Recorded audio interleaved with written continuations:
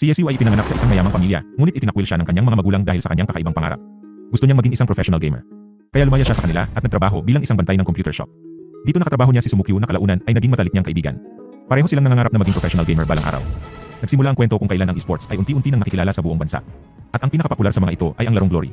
Ang larong ito ay magkakaroon na ng professional competition. Ang mga magagaling na players sa bawat sulok ng bansa ay bumuo ng kani-kanilang mga grupo upang makipaglaban sa unang pagkakataon. Ipinakita sa unang eksena ang dalawang ekspertong Glory players na sina Yesiu at Sumukyu. Habang nagtatrabaho sa isang internet shop, sinabi ni Sumukyu na excited siyang sumali sa professional competition dahil magkakaroon siya ng pagkakataon na makaharap ang mga pinakamalalakas na players ng larong Glory. Sinabi rin niyang napakasarap siguro sa pakiramdam na hawakan ang tropeyo ng kampeonato bilang patunay na kayo ang pinakamalakas sa lahat. Sinabi ni Yesiu na marami siyang kailangang isakripisyo kung sakaling papasukin niya ang pro scene.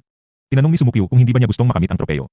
Sinabi ni Yesiu na gusto niyang maging kampiyon, ngunit hindi maiwasan na malantad sa publiko kung sino siya. At dahil dito maaring malagay sa kahihiyan ang kanyang pamilya at mas tumindi pa ang galit ng mga ito sa kanya. Sinabi ni Sumukyu na baka sakaling maintindihan ng kanyang mga magulang ang pagkakaiba ng ordinaryong laro kaysa sa pagiging esports player kung magiging kampiyon sila. Dahil maraming mga magulang ang kontra sa umpisa, ngunit sa oras na malaman nila na milyon ang kinikita ng mga malalakas na professional players ay biglang nagbabago ang isip ng mga ito. Tinanong ni Yesiu kung bakit niya inuubos ang kanyang oras sa pagsasaliksik ng mga gamit kaysa magpataas ng level. Sinabi ni Sumukyu na ginagawa niya ito dahil gusto niyang mabuo ang pinakamalakas na sandata. Tinanong ni Yesiu kung ang ginawa ba nitong sandata para sa kanya ang pinakamalakas.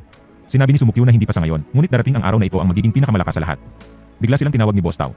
Si Boss Tao ang may-ari ng internet shop na kanilang pinapasukan at isa rin itong Glory player. Ngunit si Boss Tao ay hindi magaling. Humingi ito ng tulong sa kanilang dalawa dahil may umagaw sa nilalabanan niyang World Boss.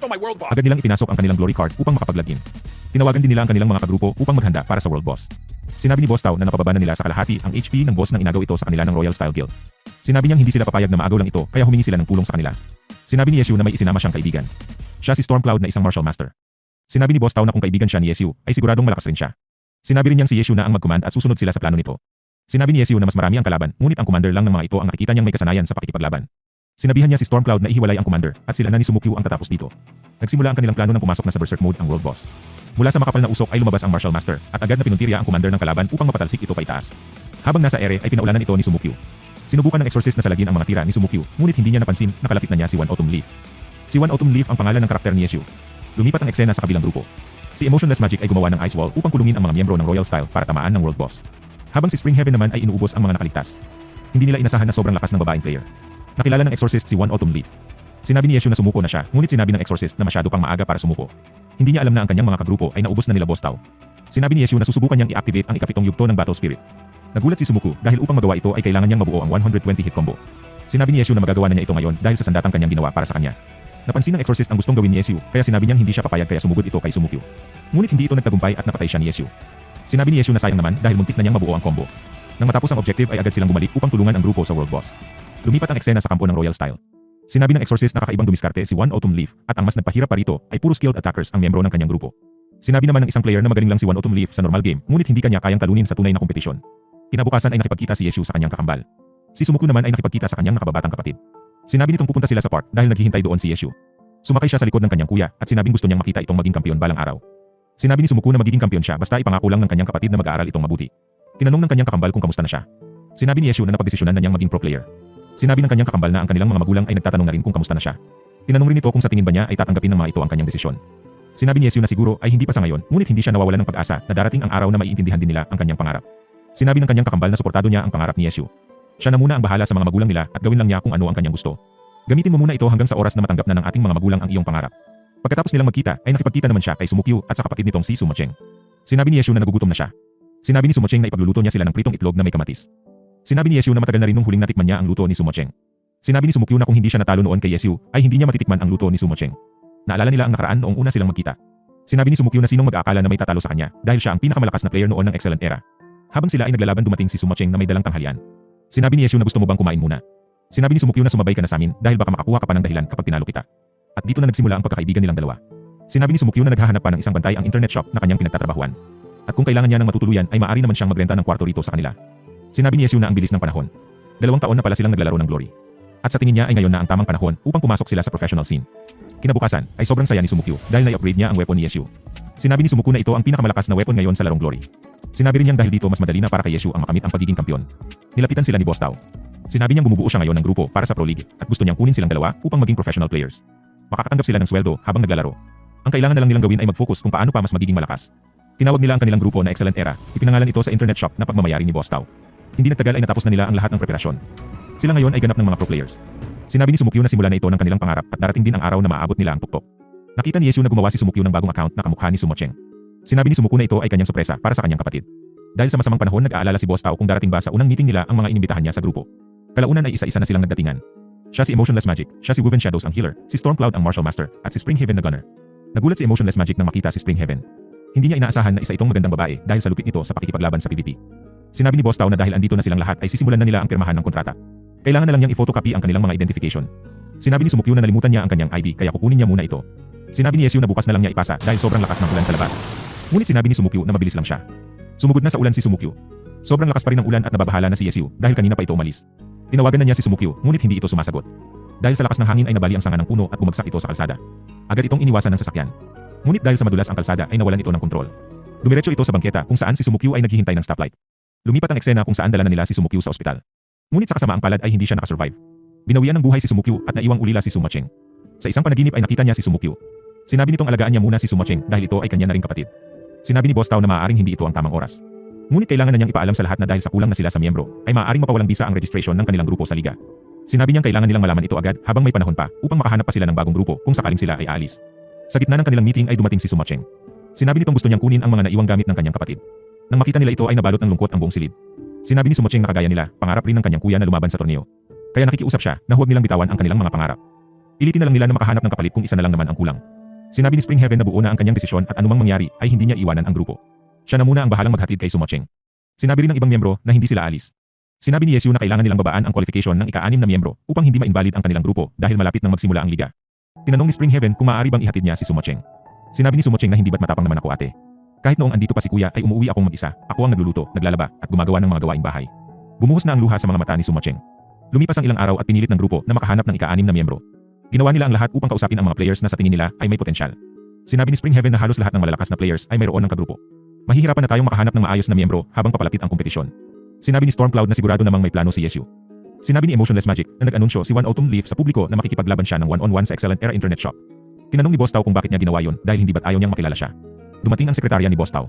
Sinabi nitong may isang player na may pangalang Darkness na tumalo sa maraming players at kasalukuyang kalaban ni Yesu. Unti-unting dumami ang nanonood sa kanilang laban. Kalaunan ay natalo si Darkness at sinabi ni Yesu na huwag niyang kalimutan ang kanilang napagkasunduan. Sinabi niyang meron siyang isang salita at dahil dito nakakuha sila ng pang-6 na miyembro. Dahil sa maagang naulila si Sumocheng ay si Yesu na ang tumayong magulang at kapatid nito.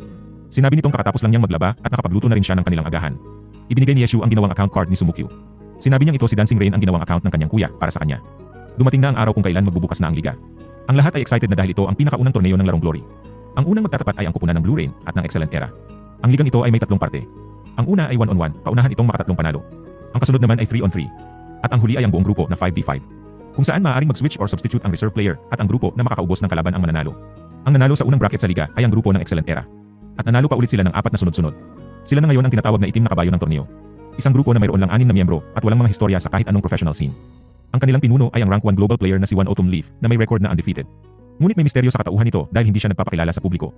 Tinanong ni Darkness kung bakit hindi nagpapa-interview ang kanilang team captain. Pinag-uusapan ng grupo na siguro ang kanilang leader ay mula sa isang mayamang pamilya. Kaya siya nagtatago sa publiko ay kailangan niyang pangalagaan ang pangalan ng kanilang pamilya.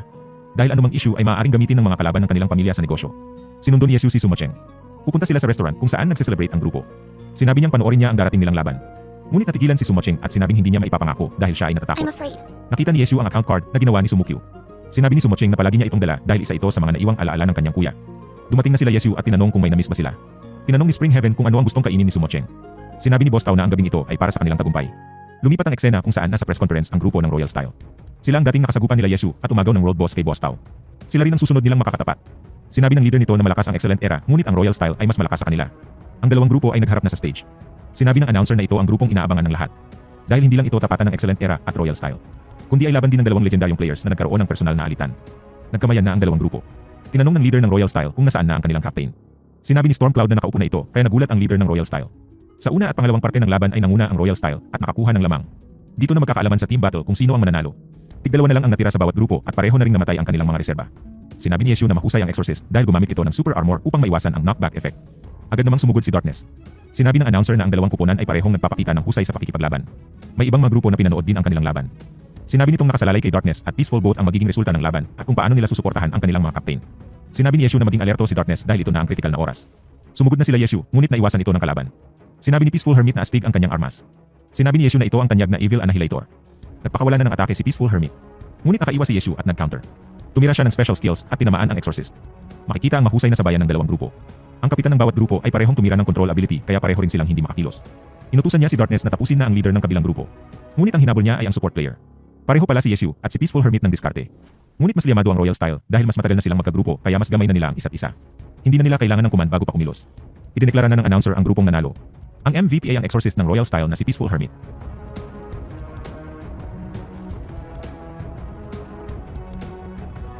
Sa labas ng arena ay nakita ang support ng Royal Style at si One Autumn Leaf. Tinanong niya kung bakit wala siya sa interview.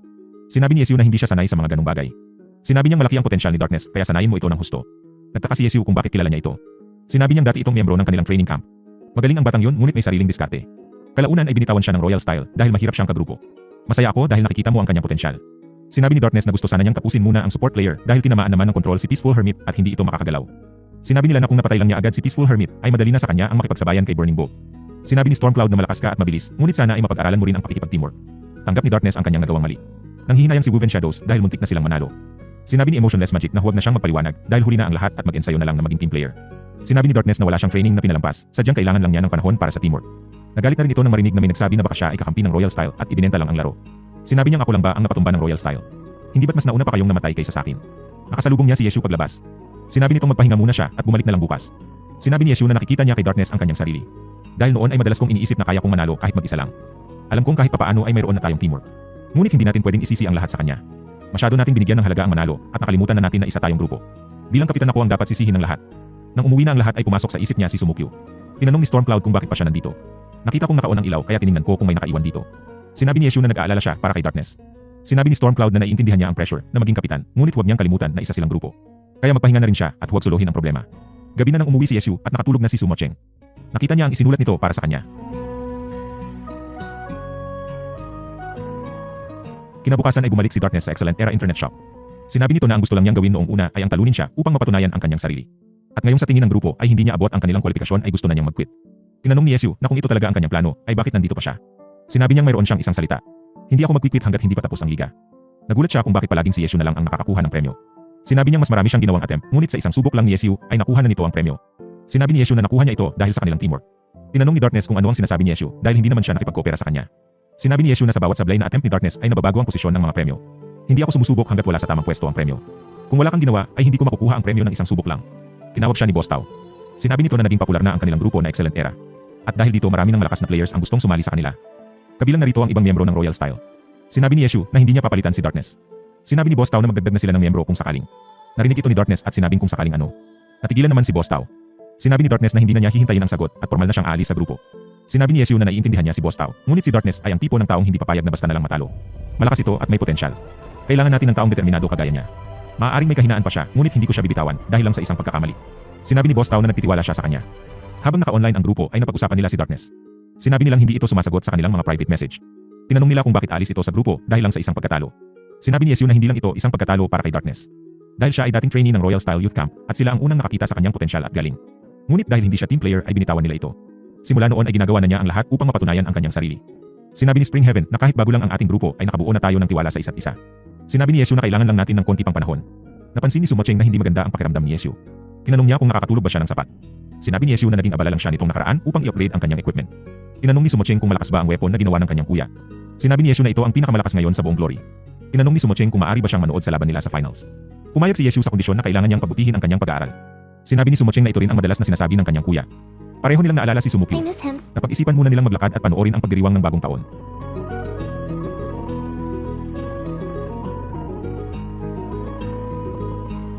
Kinabukasan ay sinubukan niya ulit palakasin ang kanyang equipment.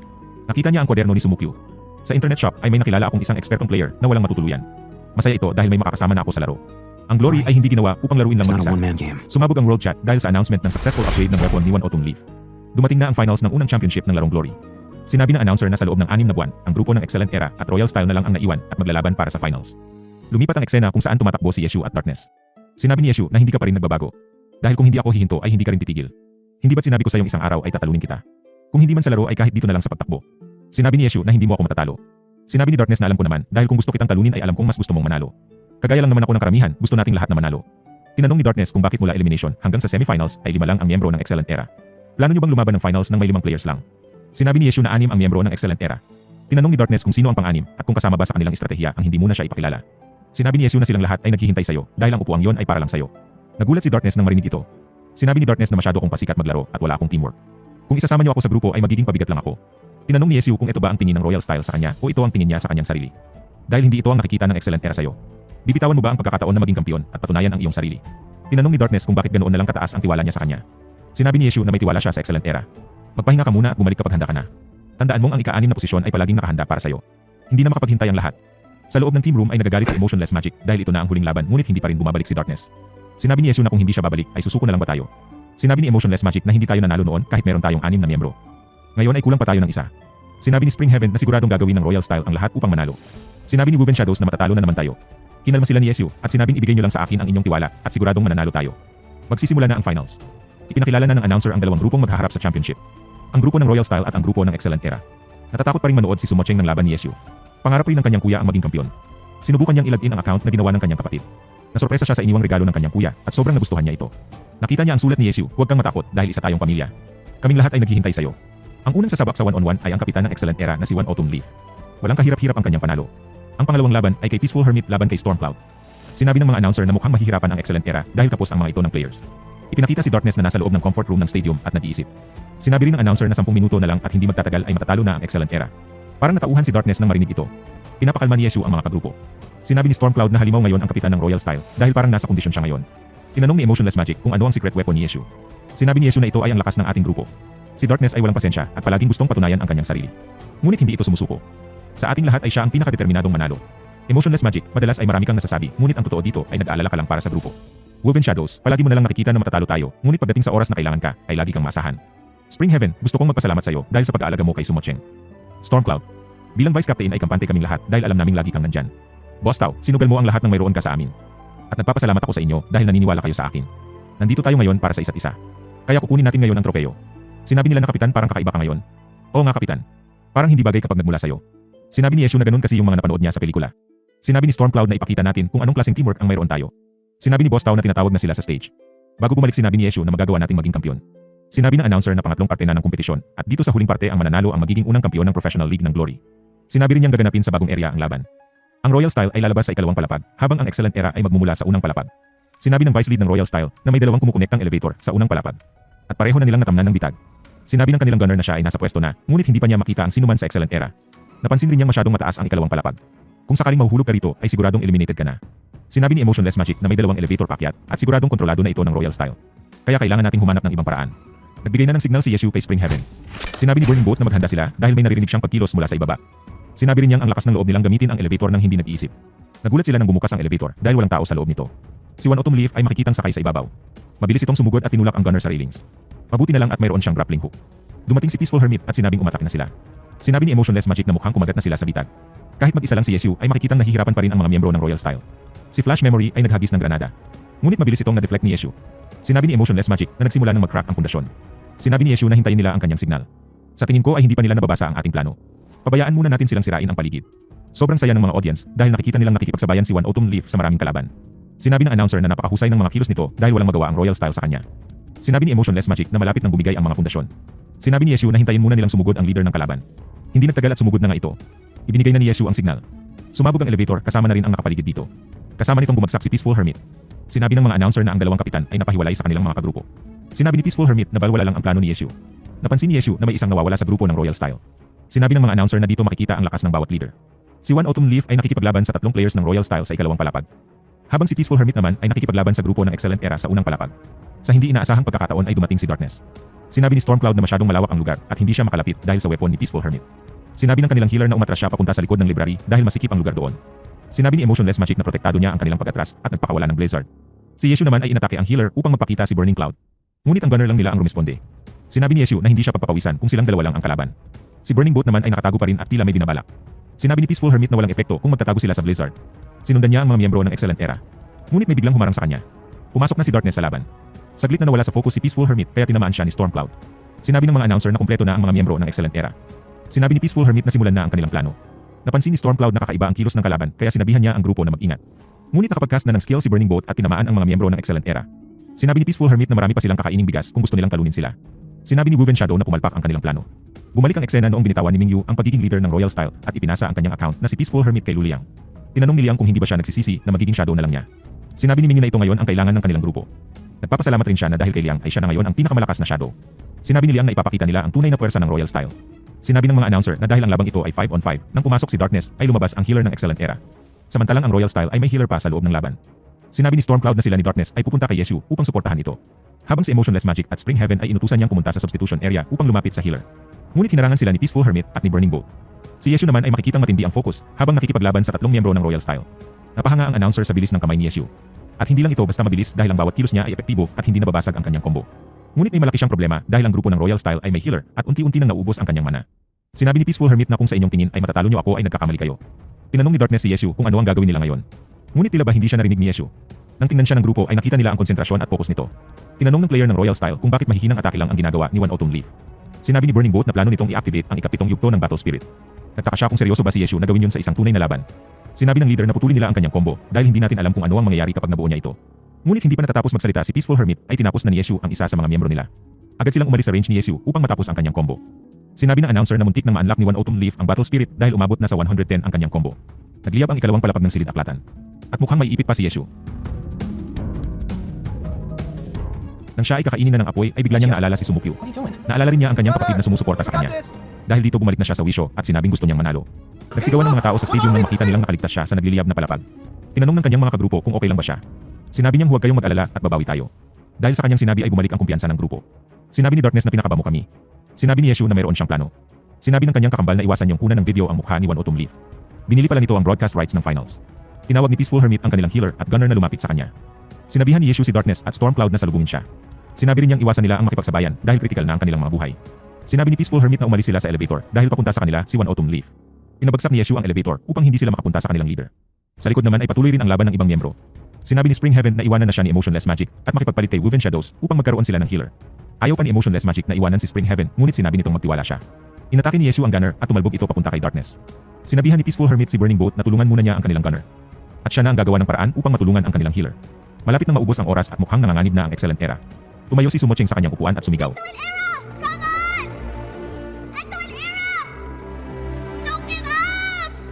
Sumigaw na rin si Boss Tao. Excellent Era! Come on! Kasunod nito ay nabalot ng cheer ang buong stadium. Dahil dito nabuhayan ng loob ang grupo. Tinapos na ni Darkness ang isang miyembro ng Royal Style. Sinabihan ni Yeshu si Stormcloud at Darkness na lumapit na sa kanya dahil kakailanganin niya ang kanilang suporta mamaya. Si Spring Heaven naman ay binitawan na ang kanyang armas at nakipagsabayan na sa brawler ng Royal Style. Sobrang tindi ng kanilang laban. Kalaunan ay nahawakan siya nito at sinabing sumuko na siya dahil wala na siyang laban. Ang hindi niya alam ay sinadya ito ni Spring Heaven upang alisin siya sa laban. Dahil wala na ako ay makakapasok na ang healer natin. Dalhin mo siya kay Yeshu. Sinabi ni Wu Shadows na wala na tayong daraanan. Sinabi ni Emotionless Magic na sumunod ka lang sa akin. Sisiguraduhin kong madadala kita kay Yeshu. Sinabi ni Wu Shadows na paubos na ang mana ni Emotionless Magic. Sinabi niyang baliwala ito, ang mahalaga ay madala kita sa kanila. Malapit na ulit mabuo ni Yeshu ang combo. Umabot na sa 119. Sinalubong siya ni Peaceful Hermit. Ngunit naiwasan siya ni Yeshu. Biglang may bumagsak na malaking poste. Sinabi ni Wu Shadows na mukhang hindi na tayo aabot. Sinabi ni Emotionless Magic na pilitin mong hanapin si Yeshu. Bago maubos ang kanyang mana ay bumitaw ito ng skill. Sinabi niyang huwag kang susuko dahil ikaw ang aming pag-asa. Nagsama na si Peaceful Hermit at si Burning Bolt. Si Yeshu ay nagbigay na ng signal. Nagulat ang lahat ng tumira ng mga kutsilyo si Darkness papunta kay Yeshu. Bakit masyadong mataas ang tiwala mo sa akin? Ang tiwala ko ay nasa Excellent Era. Binigyan pala ni Darkness ng maapakan si Yeshu. Sinabi ni Burning Bolt na papunta na sa kanila si Yeshu. Sinabi ni Peaceful Hermit na hindi siya abot dito. Ngunit dumating si Stormcloud at itinulak si Yeshu. Sakto naman na dumating si Wu Shadows at nagcast ng pinakamalakas niyang heal. Kasunod nito ay umatak si Yeshu. Napansin nila na ang target niya ay ang platform na kanilang tinatayuan. Kumilos agad si Burning Bolt at sinakripisyo ang sarili upang hindi gumuho ang platform. Dahil ito na lang ang lugar na hindi pa nasusunog. Sinabi ni Peaceful Hermit na siya na ang bahala. Ngunit ang hindi nila inaasahan ay mabubuo ni Yeshu ang 120 hit combo. Nagbago ang anyo ni Yeshu. Nagsigawan ang lahat ng tao sa buong. One Autumn Leaf did it! He activated level 7 Warrior's Will! Sinabi ni Peaceful Hermit na magaling ang plano ni One Autumn Leaf at siya talaga ang rank 1 sa larong Glory. Dahil kung hindi pinigilan ni Burning Bolt ang kanyang atake ay masisira ang platform at mauuna silang masunog dahil nasa ere pa siya. At kung pipigilan naman ang kanyang atake ay mabubuo ang combo at ma-activate ang Battle Spirit. Hindi mapigilan ang sigawan ng mga tao. Nagsimula na ang sagupaan ng dalawang leader.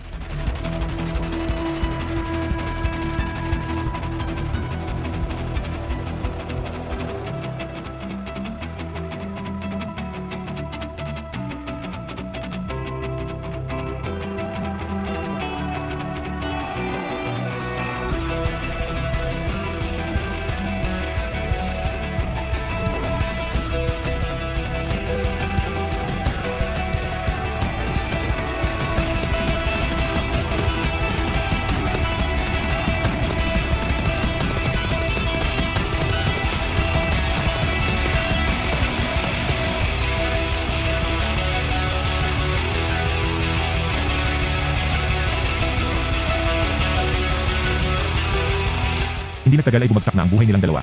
Sinabi ni Peaceful Hermit na parehong below 2% na lang ang You and I have kanilang less mana. than 2% MP. At dahil Exorcist ang kanyang karakter ay magagawa pa niyang tumira I ng can still isang release the skill. last skill and extend the attack range of my weapon.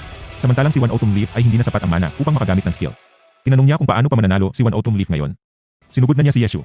Nang palapit na sa kanya ang tira ni Peaceful Hermit ay naalala na naman niya si Sumukyu. Ito na ang simula ng ating pangarap. Darating din ang araw na maaabot natin ang tuktok. Nagulat ang lahat at hindi sila nakapagsalita. Tinanong ng isang player kung ano ang nangyari. Sinabi nitong gumamit si Yeshu ng Rose Vines. Isa itong non-class skill na hindi kailangan ng mataas na mana upang magamit. Wala itong attack damage, ngunit may kakayahan itong pigilan ang galaw ng kalaban. Kahit na mas malawak pa ngayon ang attack range ni Peaceful Hermit, kung hindi naman siya makakagalaw ay walang silbi ang kanyang advantage. Tinamaan siya ng atake ni Yeshu. Hindi makapaniwala si Peaceful Hermit na isang basic skill lang ang tatapos sa kanya. Dahil dito natapos na ang liga. At ang nanalo sa unang professional competition ng Glory ay ang grupo ng Excellent Era. Sinong mag-aakala na ang isang grupo na walang kahit anong historya ng professional competition ang magiging kampiyon ng pinakapopular na game sa bansa ngayon? Kinabukasan ay hindi pa rin makapaniwala si Yeshu. Parang panaginip lang ang lahat ng nangyari. Isang bagay na pinangarap lang nila ni Sumukyu dito sa maliit na silid na ito.